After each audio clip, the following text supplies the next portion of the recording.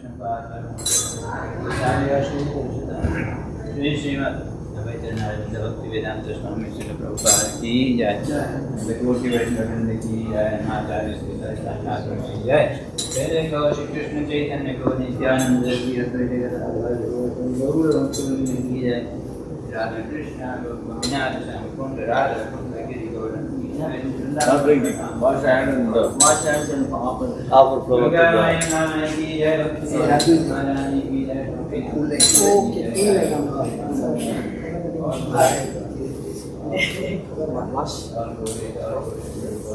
Now you are.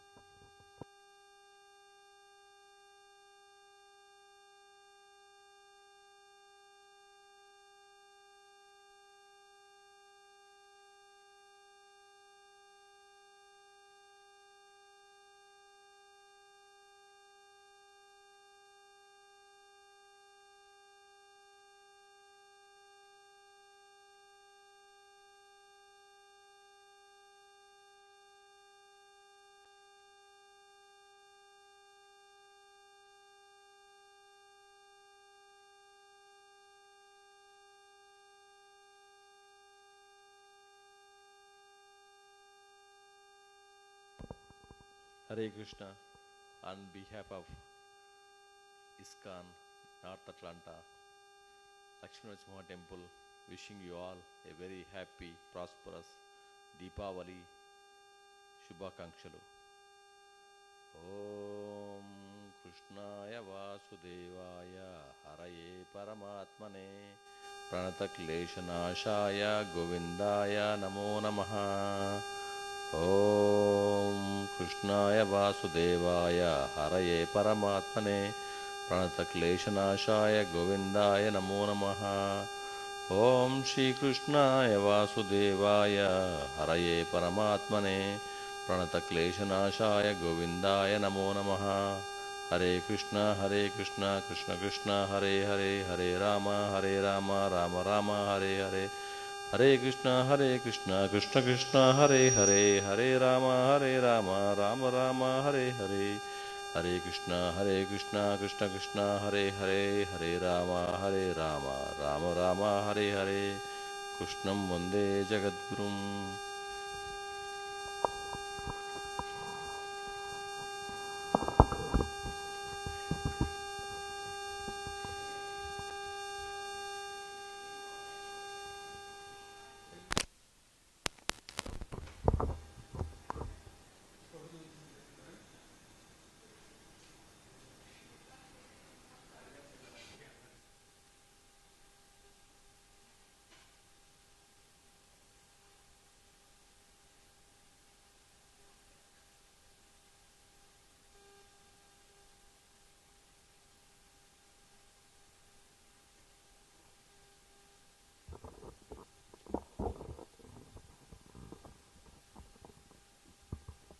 Thank you, bro.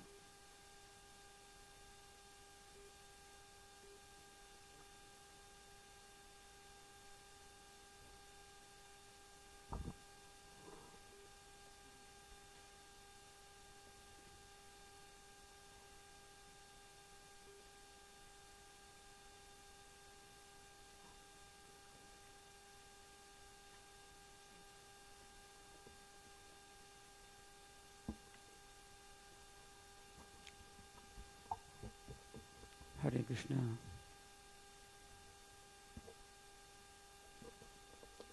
లాస్ట్లో అడ్డొస్తుంటుంది అది పక్కన పెట్టచ్చు ఇట్లా.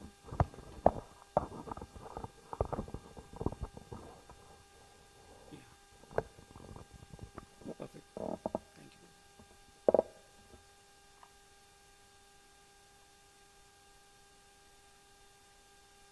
It's 8:34, so we'll get started.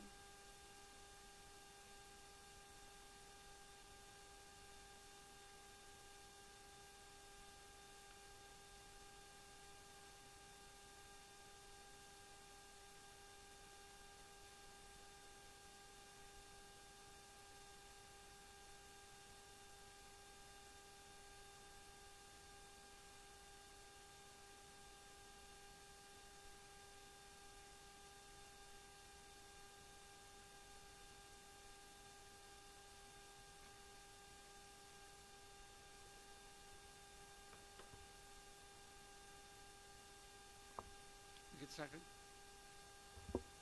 Hare Krishna, everyone.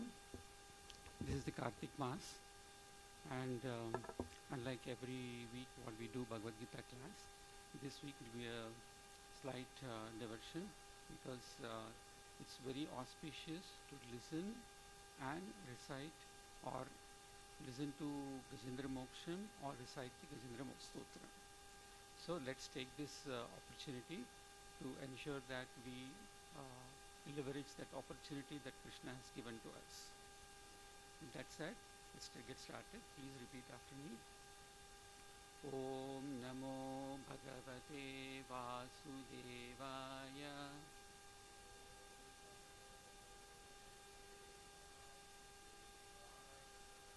Om Namo Bhagavate Vasudevaya.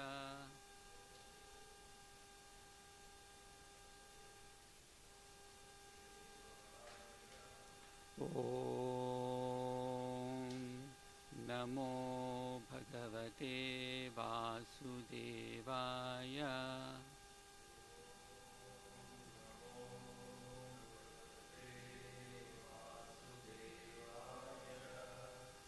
So we'll do the invocation prayers now.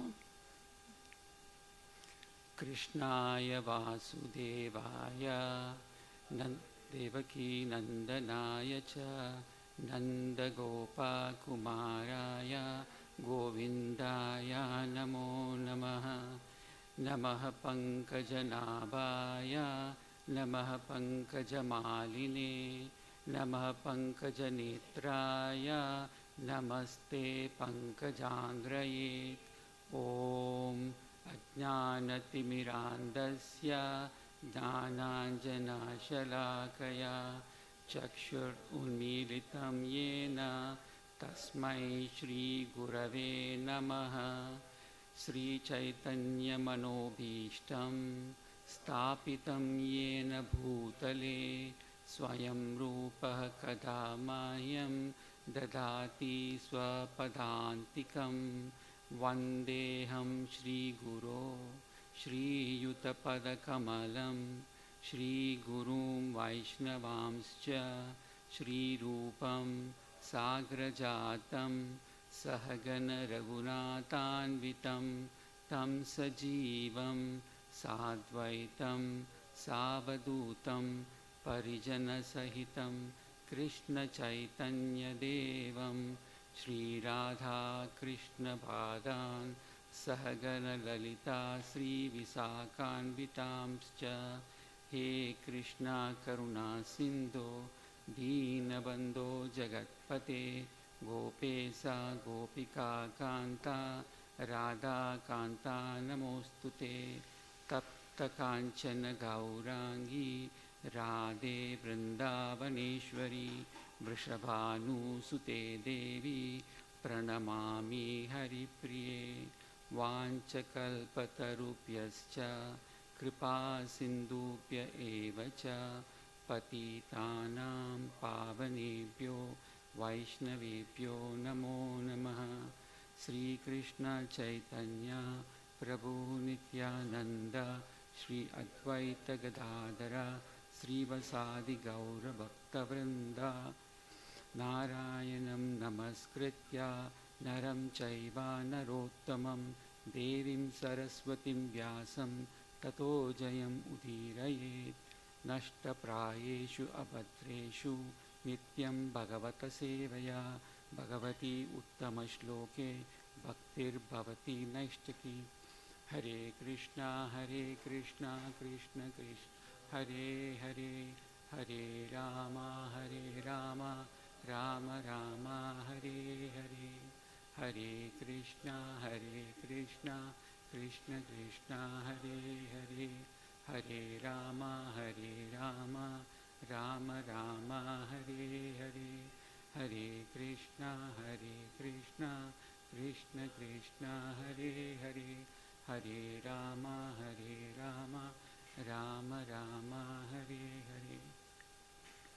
So welcome everyone, and today we'll be doing Gajendra Moksham. Okay, so before starting the Gajendra Moksham, what we'll do is we'll try to set our context so that we are in the thought process of how to absorb what we're going to listen about Gajendra in this particular episode or Leela of Krishna. Okay, so first icebreaker question is on self-reliance. Okay, think of a major crisis you overcame. It need not be just right in your immediate family or personal life, but you have seen around, right? Think of any major crisis you've come across.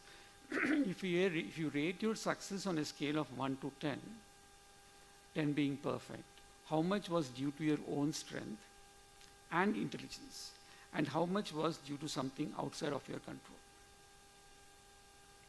So this is not something like you're doing your homework or doing your work. It's something very significant life change. Okay.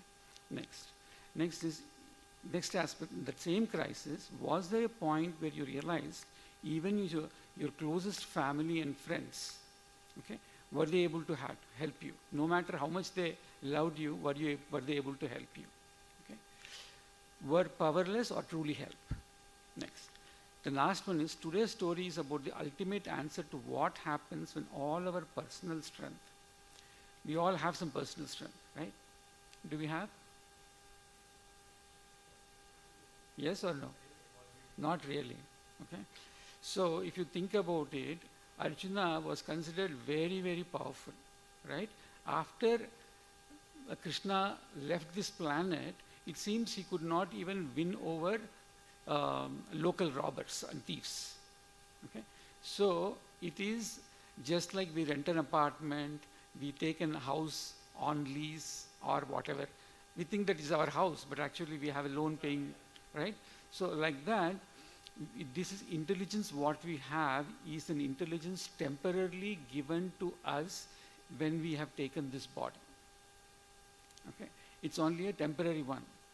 The day we act too smart, it will be gone, or we try to act too smart. Okay, so it reveals the nature of the only resource that never fails. What is that? That Supreme Personality of Godhead, and we'll know more about him and how it helps. Okay. Now, what I want to do is, before going into the story, I just wanted to recite we'll just take one or two slokas from Bhagwatam and then go from there, okay? We'll do 3 verses. If they wanted to go through that, it is verse 1, 2 and 28 of Canto 8, Chapter 3 of Bhagwatam. So we'll only do the English translations. So the first verse is, Sri Shukadeva Goswami continue.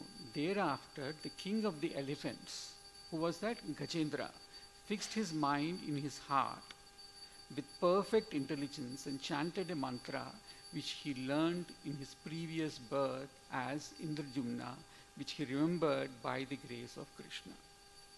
Okay. So now, a lot of interpretations possible for this. But the way we need to understand this is, one is, the key point, though mentioned at the last, is by the grace of Krishna. Okay? He remembered that by the grace of Krishna, otherwise he would have not remembered. Okay? And at the same time, we should remember that Krishna is all merciful and he is not partial. Meaning, whatever we have done in our past lifetimes, he will make sure that that is benefiting us. If you have done good karma, benefiting us. If you have bad karma, not benefiting us. But that benefit and not benefit, it depends on how you perceive it. And then chanted a mantra which he learned in his previous birth. So it was his In previous birth, as Indradyumna Maharaj, he had lot of pious karma that he accumulated. That is the reason he got the benediction of remembering him. Okay. So we'll go to the next verse.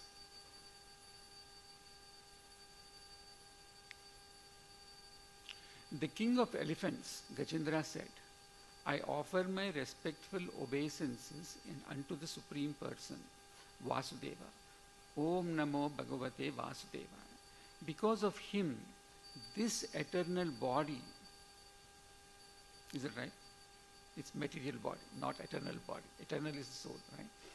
Because of him, this material body acts due to the presence of spirit, that is the soul. And he is therefore the root cause of everyone. He is worshipable for such exalted persons as Brahma and Shiva, and he has entered the heart of every living being. Let me meditate upon him. So he is as elevated, and he is the supreme, is the root cause of everything, cause of all causes, right? And he who is worshipping him, he is worshipable by Lord Shiva and Brahma, etc. And he has entered heart of every living being. So that supreme person who is worshipable by Brahma and Shiva, and if he is entering every living entity without any discrimination, without any distinction, and living with us, meaning how merciful he is. Let's meditate upon him. So then we'll go to the verse 28. And then we'll start our actual class. So verse 28, that is kind of a conclusion part. My Lord, you are the controller of formidable strength in three kinds of energy. You appear as the reservoir of all sense pleasure and the protector of the surrendered souls. You possess unlimited energy, but you are unapproachable by those who are unable to control their senses. Meaning what happens? People, say for example, you want to see the sunlight. But if you sit in a room with closed doors, without windows open, with blinds closed, curtains closed, can you see the sun? No. So that is exactly what is happening here. So what Gajendra is telling, that you possess unlimited energy, but you are unapproachable by those who are unable to control their senses, meaning who are in that dark room, who are always thinking of gratifying their senses, and they are not interested in anything else. That is like being in this dark room. So they cannot see or they cannot approach God. I offer my respectful obeisance unto you again and again. Okay, now, given that, we will go to the... So now we have some context what we are going to talk about.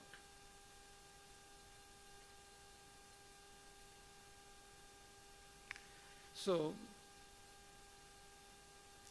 how many of us think that we have pride?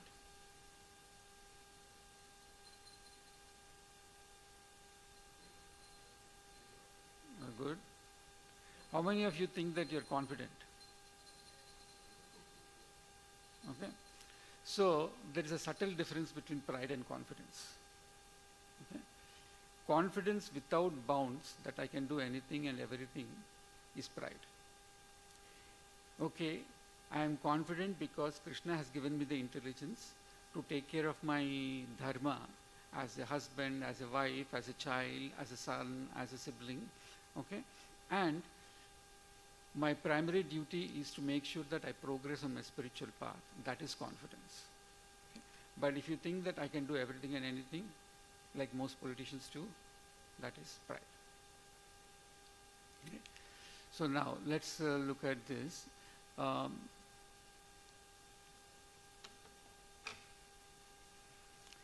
So Gajendra, who I think every one of us know about Gajendra. He's a very powerful king of elephants. And where did this happen, whole this Gajendra Leela, where did it happen? It did not happen on this earth. It was in a different world. Okay? And let me see, where was it? Which place was it? It is Tamasa Manvantara. It happened in Tamasa Manvantara in a different... Yeah, occurred during the Tamasa Manvantara on the celestial Trikuta mountain near the ocean of milk. That is the place that this Leela was performed. And that place was a very beautiful forest with a lot of opulence, all sandalwood trees, and Gajendra was like the you can say analogous to an emperor in our terminology, or if you want to think of current world, you can think that he was the president of US, who is as of now US is considered the most powerful country. I don't know if it's practical, real or not, but that's what people consider. So if you think in the terms, you can think that he was kind of the whole forest, the whole loka, he was the king. Every other animal used to be scared of him. He was doing whatever he wanted. Okay. Though he was righteous and he was following the principles of dharma, he had at some point he developed the element of pride. What comes with power? You should have confidence, but you should not develop pride. Whenever someone appreciates us, our confidence should increase. Yes, Krishna's mercy, things are happening well, and let me do more of good things in my life. But if you become pride, that is not good. That's what happened to Gajendra, because he was so powerful. No one was there to obstruct his path or anything. And then he was moving along with his whole herd. He had, it seems, as per Shastra, it says he had 10 lakh crore wives. Can you imagine that? It may not be taken literally, but many, many wives, right? So, and lot of children. So he was going along with his herd, unhindered, unresisted by anyone. And they felt thirsty. There was a water body. Okay. And they said, okay, let us have some water. So they went to quench their thirst into the water body, and they quenched their thirst. But then what was the next step? Their duty is done, they're supposed to go back. But then they were in that element of pride, right? So it's cool and nice, let's enjoy this, right? They were just enjoying the water, trying to use their power, right? And do a lot of things there. The whole beautiful, what you call sarovar or whatever way, beautiful words you can use, that was all messed up. Hardly any flowers anymore. They uprooted everything with their fun activity.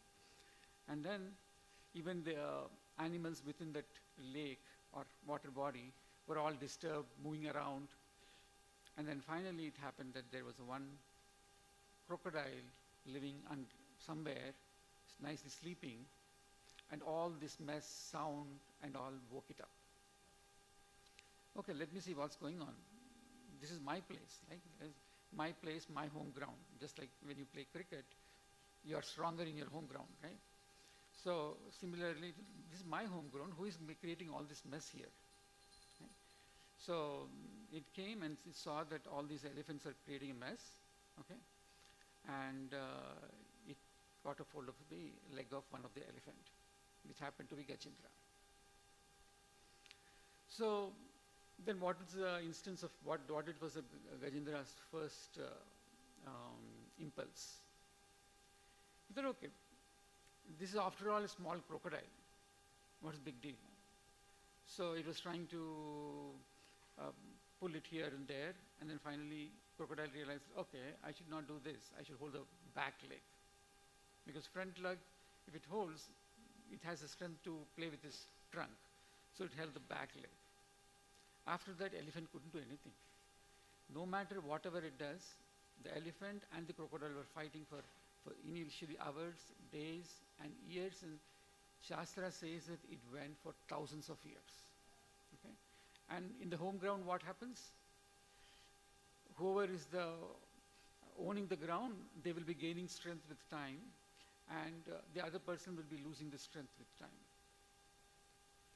So after thousands of years, what Gajendra realized is, okay, the pride that I have because of my immeasurable strength, that is not helpful now anymore. But now I have that whole herd with me. What about that? Right? See, whenever a politician or even a regular person, we think that, oh, I'll do this, okay? And as a backup, I have my wife, kids, relatives, friends, and all. Right? That is their herd. So how much they can do? They have limited strength. Compared to Gajendra, their strength was very limited. But still, they're like a huge circle of influence, right? They were helpless. They were scared that if it leaves the leg of Gajendra, holds their leg, they're gone. Right? So they were scared. So they went out of the water body. So now Gajendra is alone for fighting, and then it gave up. So that is when, what is the moral of the story told so far? Our strength is limited and it is not unbounded. It's not unlimited. It has limited strength, number one. And the second one is, all the people which you think that you have may not be helpful to you. So the two things. In Indian terms, what you call, let's take the open read, we'll have version of that.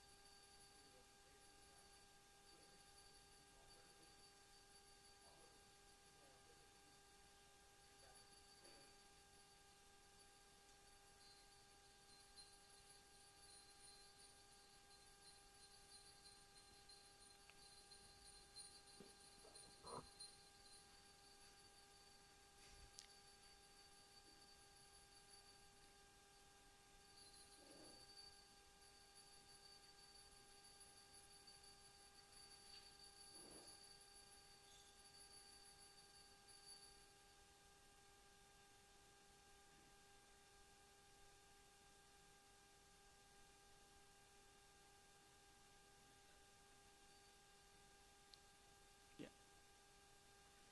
So the two key terms which we can nicely relate to our Indian languages, ahankar and mamakar. Ahankar is related to the pride and the strength. And mamaka is related to, we all know what is mamaka. It's related to the family. You have attachments to family and friends, right? So those two, we have to realize that they are not to be taken as for granted, because they have limited abilities. They can't do everything you need. And then next. So that is one moral lesson. And then let's go to little bit about flawless lesson of law of karma. That is the second one we wanted to discuss. Here, why we are talking about the flawless law of karma is because though Gajendra we have seen Gajendra with pride, that's ahankar, and mamakar, that we have seen. But now, later on, what did it do? It remembered Krishna. It remembered Krishna, the unlimited one with unlimited mercy, and he offered the prayers from his previous lifetime, right? So why he was able to do that? That is because of the law of karma. He remembered from his previous lifetime. So we'll talk a little bit about his previous lifetime and how it happened. So in the previous life, Gajendra was actually a Raja Rishi. He was Raja Rishi. So though he was a Rishi also, he was Raja. Raja comes with a pride and strength. Right? So one day he had a conversation with his guru, And he was so happy, and along with that he was so proud that he expressed to his Guru that, Guru, I am very happy, I want to give you something. What do you want? So before the Guru responded, he said, I can give my whole empire to you. I can give the whole empire to you. And then the Guru's response was, the kingdom, is it yours? Prior to you, someone else ruled this empire. Prior to that, someone else ruled. After you, someone else will rule. It doesn't belong to you. So you cannot give the kingdom which doesn't belong to you. Then the next, then I can give my body to you. Then he said, Guruji said, this body is also not yours. Your mother gave you to perform some duties, but it is not yours. So the king was puzzled. Indradumna was puzzled completely and couldn't understand what is his. Then he asked Guruji, his pride reduced a little bit now by this time.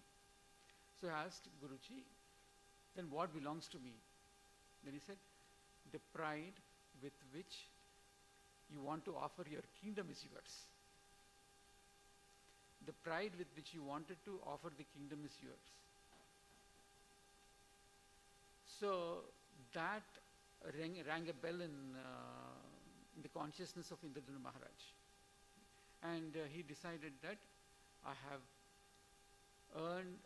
enjoyed a lot of this whole empire, the power, all the material, every enjoyment. So let me renounce that now. And he renounced his empire, found an appropriate person, gave it to him to rule the empire, and then he went to perform penance, which appears really well, good, right? Another instance of where pride comes in the way. So when he went to perform the penance, he was well built, nice because of being a Kshatriya, and he was deep in meditation. That is when Agastya Muni came there. But Indradumna Maharaj was really good, but he was still not as matured as many rishis, even though in slow, deep meditation, when another Muni comes, they can make out, or they can sense that. He could not sense that. He was in deep meditation. So Agastya Muni was offended with that. So he cursed him to take birth as an elephant. That's why in the next life he took birth as an elephant, he became Gajendra. So why we are talking about this, one is pride comes into picture, and the second one is, since he performed so much of penance and meditation, all this meditation doesn't go waste. Right? The flawless law of karma, it gave him the opportunity to remember Krishna. Krishna helped him to remember Krishna at the time so that he can offer the prayers.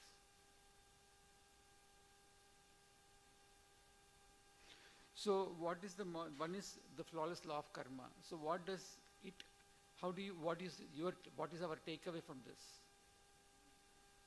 Is that whether we remember, whether we see the immediate benefits of the activities we do or not, right? We should still be intentional to make sure that our actions are all per dharma and scriptures. Dharma, Shastra and scriptures. That is very, very critical. Right? Say for example, you do something and you get an immediate result, you are typically encouraged to do the same thing.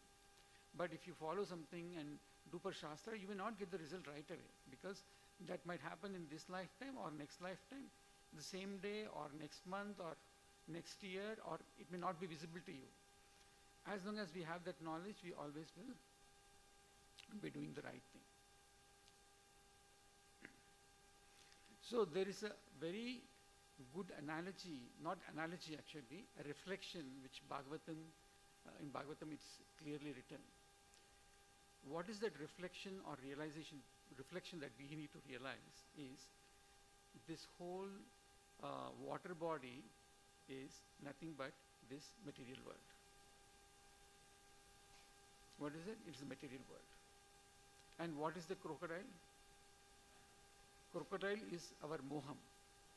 I didn't find the right word, illusion you can call it, or sense gratificatory things, whatever you mentioned, but that moham is nothing but the crocodile. So now the Gajendra was very fortunate enough, because when the crocodile held his leg, it troubled him, it was troublesome, it was painful, so it has to fight it. But do we realize that? Actually, this moham is like a crocodile, which is an invisible crocodile, and we will be thinking that we are having fun, we are enjoying, we are making progress. I become a millionaire, then a billionaire, and multi-billionaire and all. That's all we'll be thinking, that we are progressing. But actually what is happening? We are getting into the moham more and more day by day. So that is the analogy that, not analogy, sorry. It is a reflection which is mentioned in the Bhagwatam and by senior disciples. We need to realize that. When we realize that, what will happen? We will be on the watch out for that moham, that crocodile. As soon as you see some moham, we realize that that's the crocodile in Gajendra Moksha. So that we stay aware of that, because unless we are aware of the problem, we cannot solve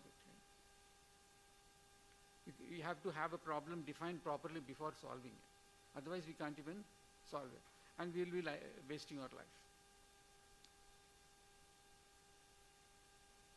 So the next topic what we'll discuss is the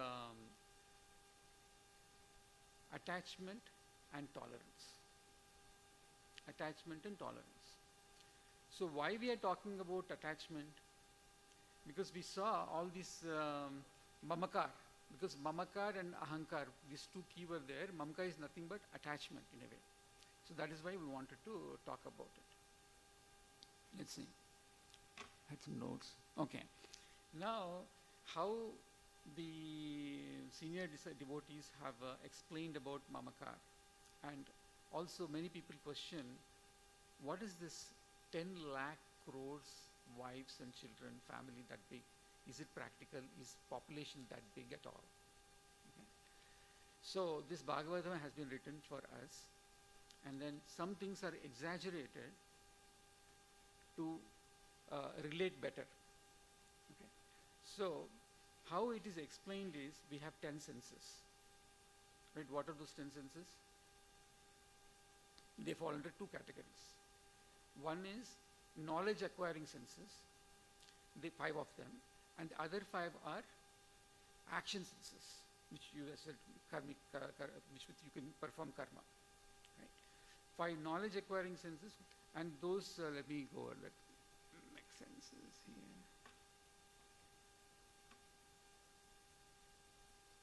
Yeah. See, the knowledge acquiring senses are eyes with the sight, ears we listen, nose we smell, tongue to taste, skin, sense of touch. And then the organs through which we act are speech, that is vani, vaku, hands, feet, anus, and genitals. So now with each of these knowledge acquiring and senses and the actions, active karmic senses through which we act, right? Those two, so far in our life, how many things we might have done? Like say for example, we'll take an example of eyes. With the eyes we might have seen so many things. Every time you see something, that forms an impression in your mind.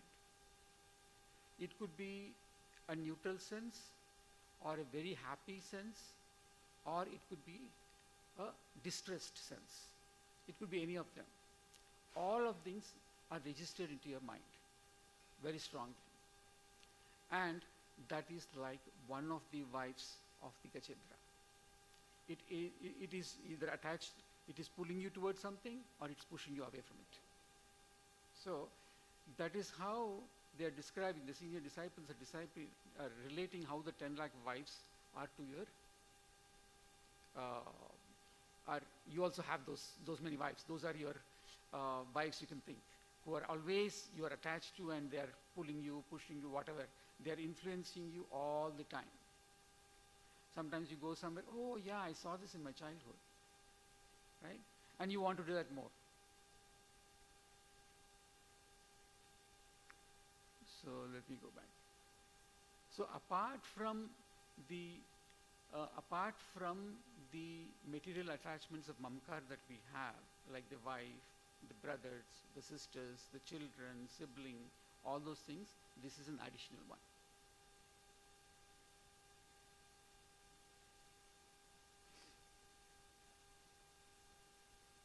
So all these things, generally, they have the affinity and tendency to help us, but they cannot. But they cannot because of multiple reasons. One, their abilities are limited, their knowledge is limited, right? Their knowledge in one more thing was there, I lost track of it. One is ability and knowledge is limited, and their realization is limited too.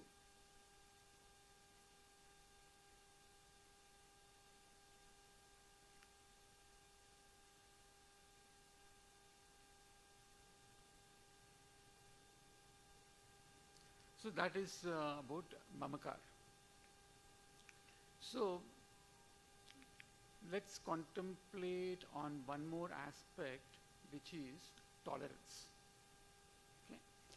This is a very nice one lecture in which the summary of these things, one of the aspects which is given is transcendence through tolerance. Transcendence through tolerance. Okay. So tolerance is very, very important in our life. So how do you tolerate?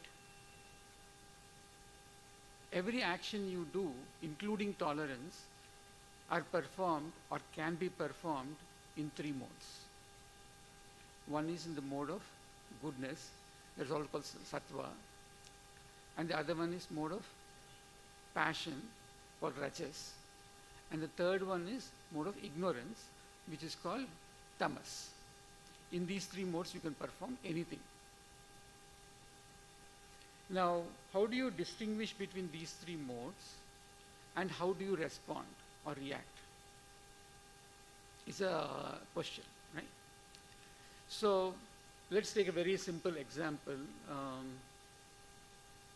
Suppose someone is mad at you. Suppose someone is mad at you. How do you respond? So Alpesh, how do you? Okay. Ignore, not react. Why do you apologize if you are not made any mistake? Because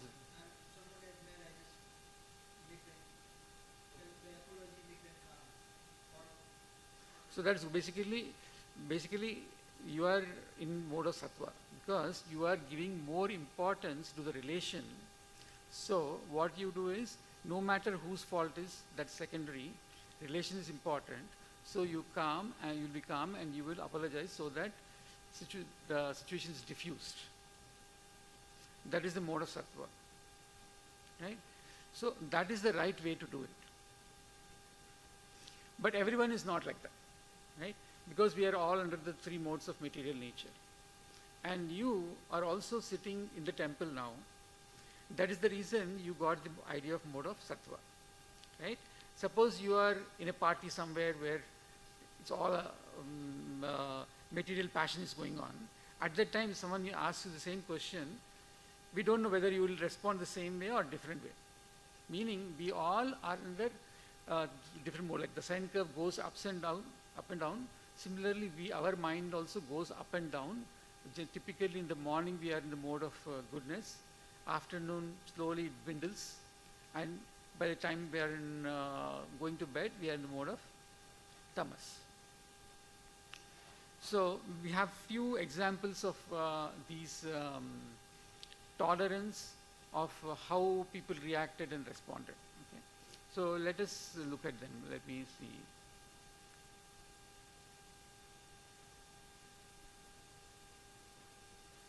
it's not just, these examples are not just about tolerance, but also about, okay, we'll keep the tolerance aspect, we'll come there, but in the life of our journey, okay, our journey of what is visible to us is only from this birth to death. That too, when we were a child, we don't remember. Okay? And as days progress, we might forget what is happening day to day, and we might just remember only things which hurt us a lot or which made us happy a lot. Because our memory is also limited. And we have so many things going on. This person said that, that person said that, all kinds of things. So we can't. So we have to realize that though we don't remember, lot of things are happening. We had multiple previous lives before taking this life. Okay? So first thing is, in this journey of this life is a tiny and insignificant. In this life, a few instances are further insignificant. So don't take them seriously and affect the rest of your life. Meaning that in essence, there are a lot of things that are temporary in life. Don't take those things, temporary things, to your life in such a way that you change your permanent things. There are some things which are permanent, which are irreversible. Don't do that. So, few examples.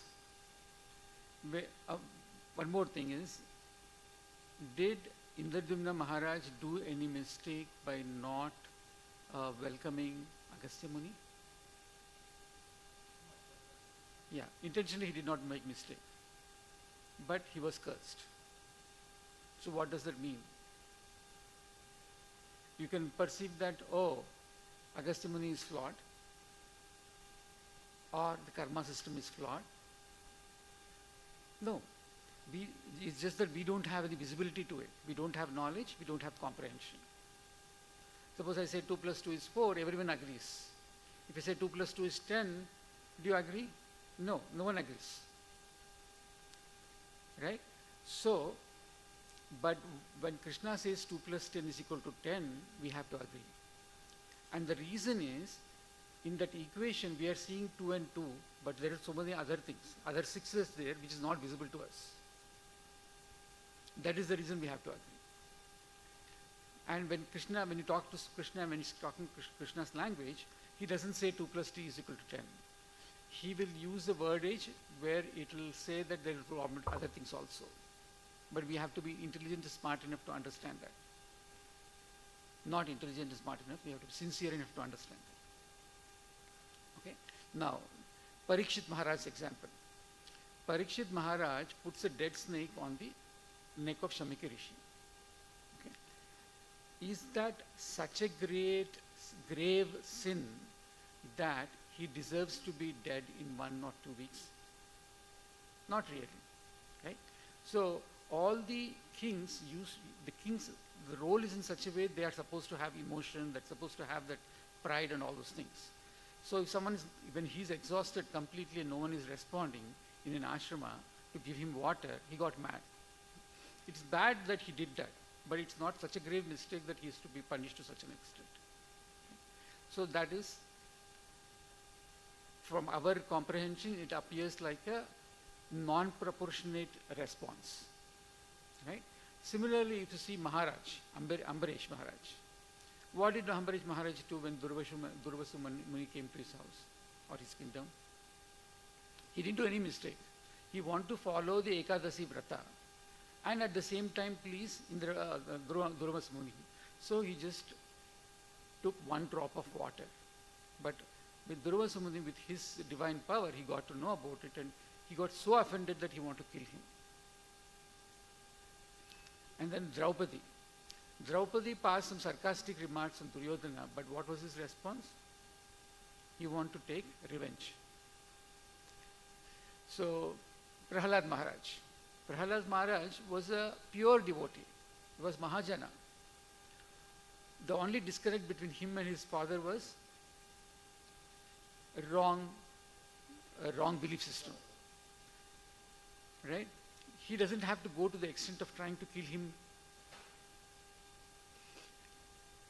So, and Indra, when Gokul residents did not offer puja to him 1 year, he didn't have to go to an extent of killing, trying to cause so much of pain to the residents of Gokul. So all these are instances where we see that the actions and responses are not proportionate.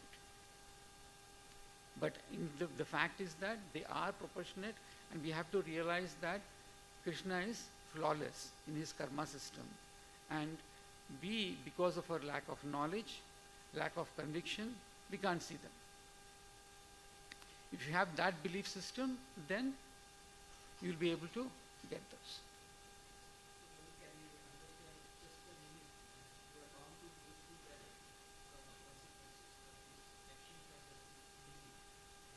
Correct. These are basically myth. Basically what is happening here is, no matter what your reactions are, what is coming from other side, you have to be in that, you have to tolerate in that sattvic mode. Just like you gave an example, like how you would respond, right?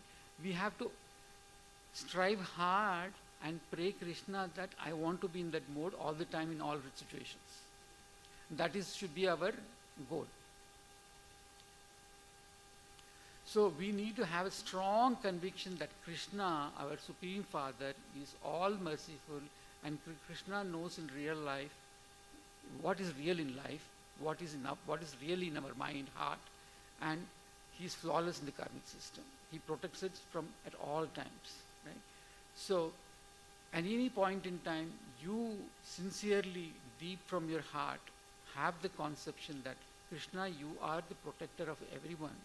Whatever I have, whatever I don't have, everything is for my good. You have because of you. Okay? Suppose, who knows, I'm not a multimillionaire now or a millionaire. That's maybe a blessing for me. If I were a millionaire, probably my pride would have been more. It would have been probably 3 times what I have right now, or 4 times, and that would be bad for me, right? And if I was not having whatever I have now also, maybe I was depressed and not always in the God consciousness. So he has given he's giving everyone the right thing at the right time and the right amount to be in God consciousness.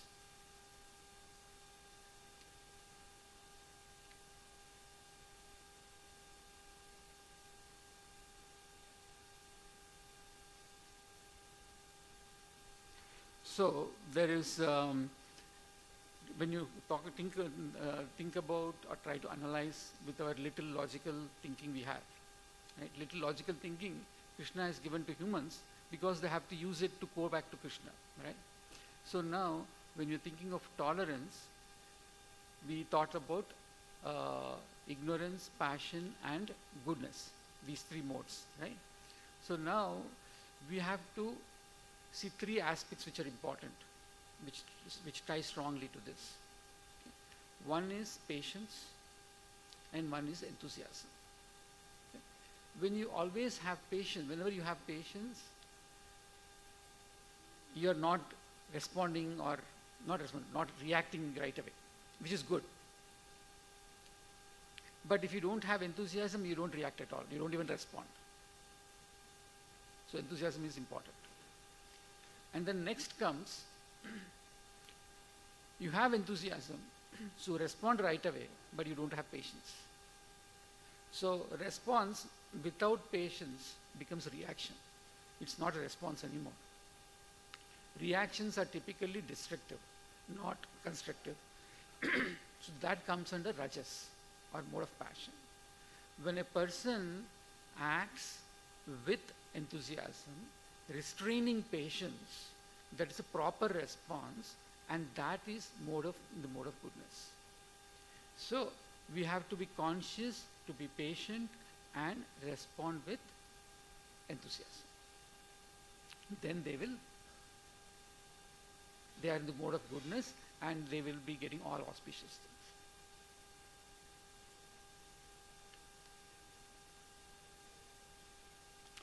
So now, by the end of these thousands of years of struggle, Gajendra, what did it realize? What was the realization of Gajendra? So Gajendra Stotram is very, very important, especially during the month of Kartik. They say, if you listen to Gajendra's story, Leela or Gajendra Moksham, Gajendra Stotra, it is very good for you. Okay? It brings all auspiciousness, good health, wealth, everything, all these things, consciousness of God, all these things. However, we want to identify what was the transformation that Gajendra got with this whole incident. That is very key, and that is also for us. In Bhagavad Gita, Krishna tells us in verse 2 that 13, 14 and 15. Right, what is that? Anyone remembers? Very fundamental to Bhagavad Gita. Someone asks you, what did you learn in Bhagavad Gita and what is that one thing I want to learn? One of the 3 or 4 things. What would you say? So that is a blanket answer. It's a correct answer for every question.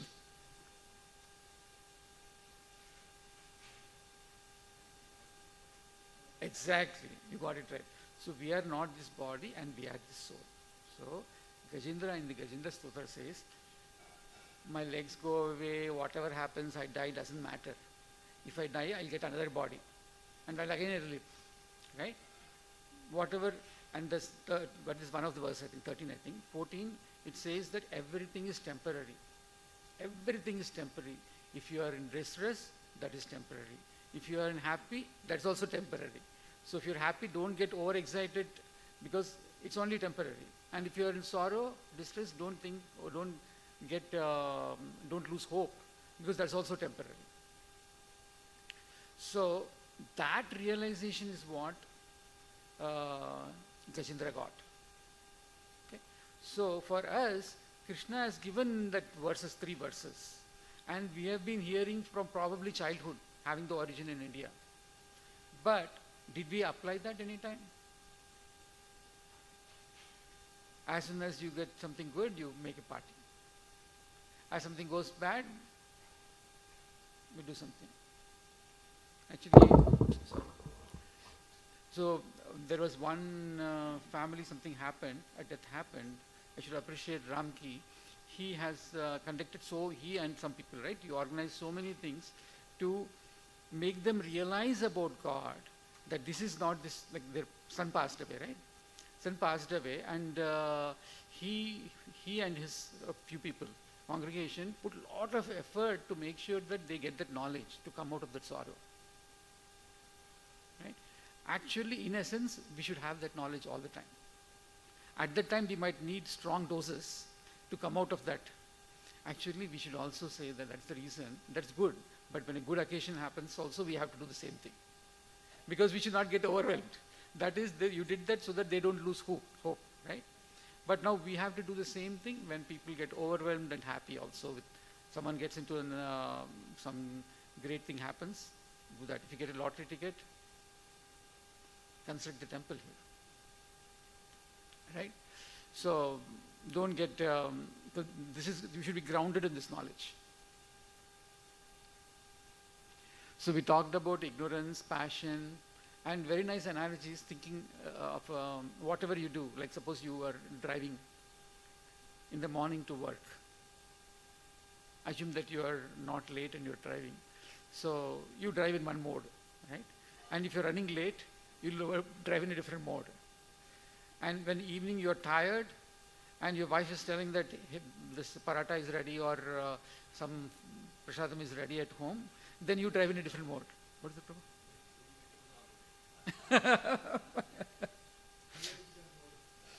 that happens if we have not got the vegetables the previous day, right? But otherwise, if she says that everything is ready, hot. So it's like that. We have to make sure that we drive, we do every act in the mode of sattvic, mode of goodness.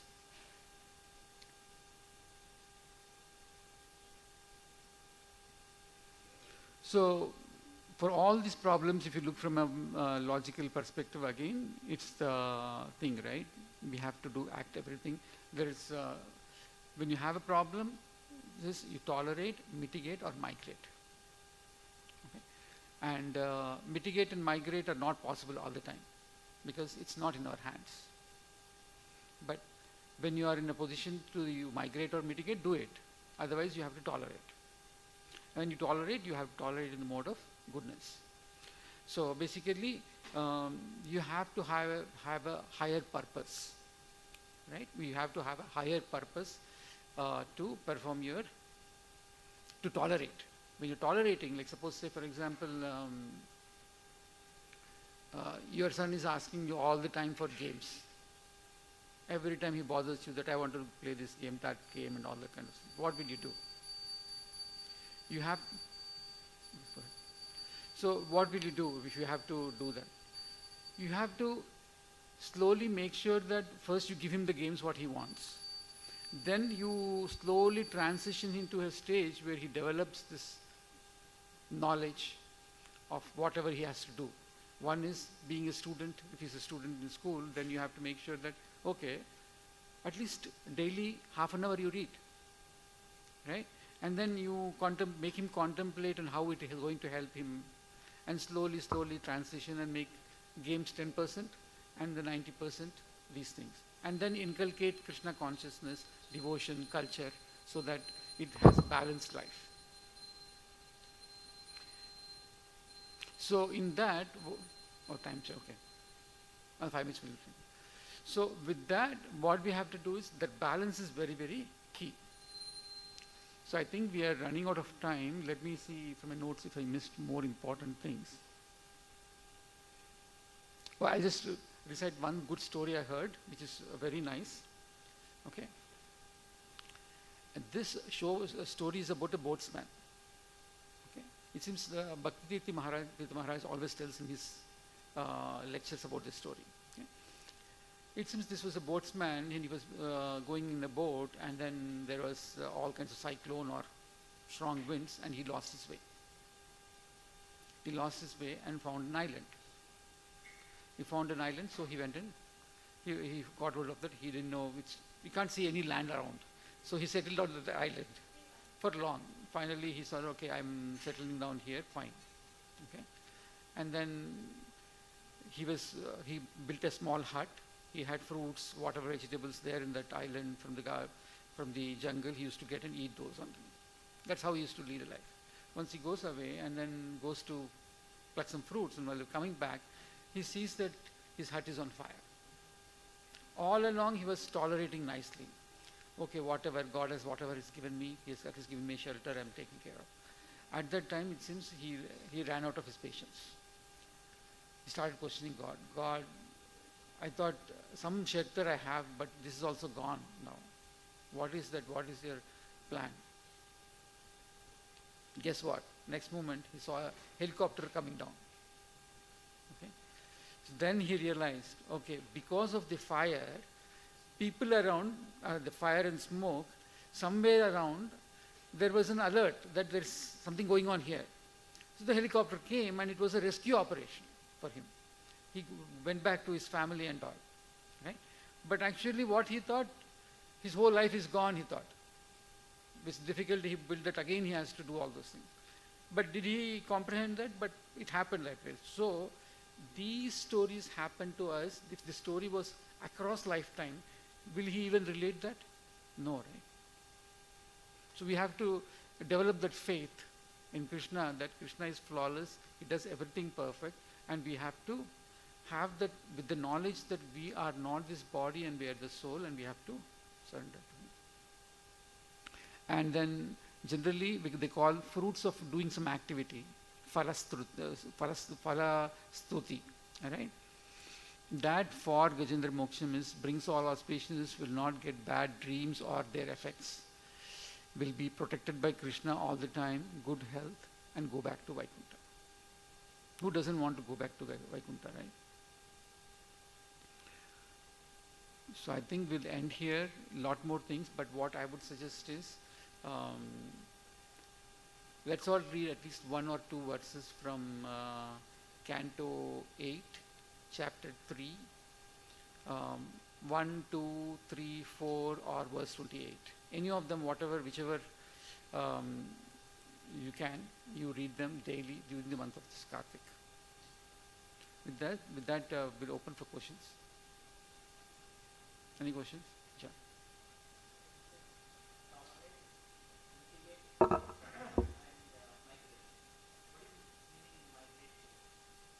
Migrate means you avoid the situation. Like say for example, uh, you are in a very cold place and your body cannot tolerate it. You go out, you go to a different place. But like say from Cincinnati, you migrate to Atlanta. Okay? But say Cincinnati is the only place with jobs and no other places with jobs. So you live in Cincinnati.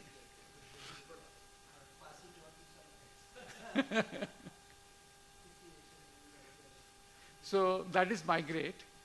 And if you're mitigating, if say suppose there's no other place in the country with jobs, only Cincinnati is there, then you mitigate by wearing winter clothes, proper winter clothes, so that you can still stay there.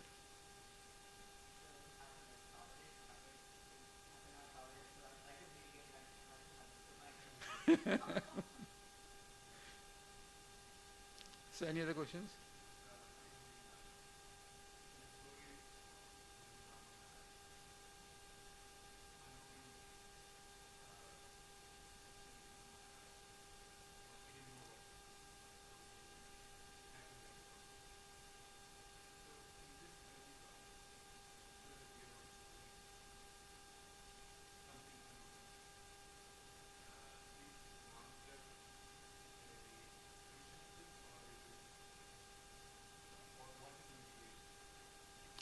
So finally, the goal should be to develop love for Krishna. That should be the goal. Okay. So all the other things are means to achieve that, right? Say for example, Krishna is giving us the knowledge that we are not this body and we are this soul. So with that, what happens? All the obstacles which are the material plane, you'll be able to handle them easily. Right? Suppose I get a material problem, I don't take it serious. Because anyway, this is only for temporary thing. And Krishna is telling again. So, love of Krishna is important. And then, that is one, the knowledge. The other thing is, all this knowledge, everything is there, but at the same time, we are under modes of material nature. We can't, just like a flip of a button, like suppose you switch on the light, it's on. If you off it, it offs, right? But we are not like that. We are like a ceiling fan. Suppose you on the fan, it switches on. But you switch it off, it will off? No, it keeps rotating. We have that inertia, right? Same thing with us. All the material modes, the surroundings, the family, the influence of that is there, right? So overcome that, Chaitanya Mahaprabhu has given us this Mahamantra. And one important thing to be aware of is mantra is different from slokas. Okay? Mantra is something which you have an opportunity to transform with. So you chant the Mahamantra.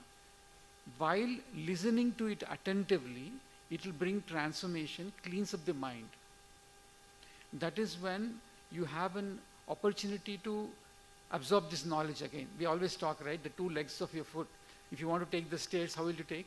One foot, then one leg, other leg, other leg, other leg, like that. If you do Mahamantra, it cleans up a little bit. You develop that love to get more knowledge. The more knowledge you get, you develop the aspiration to do chanting more. You do that chanting more, again you get more knowledge. So it's like they go hand in glove kind of thing. And it purifies your soul. At the end of the day, how will you develop love for Krishna? When all the material aspects are cleaned off from your mind and heart. So it helps with that. So thank you for that question. It was a nice question.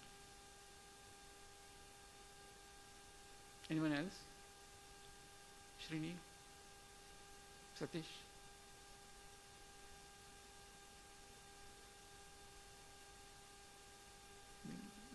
Okay, thank you, and thank you very much for this opportunity. And I think this helped me also to read about Gajendra. Alpesh Prabhu, last question. Any questions? Okay. Thank you so much, and Hare Krishna, everyone.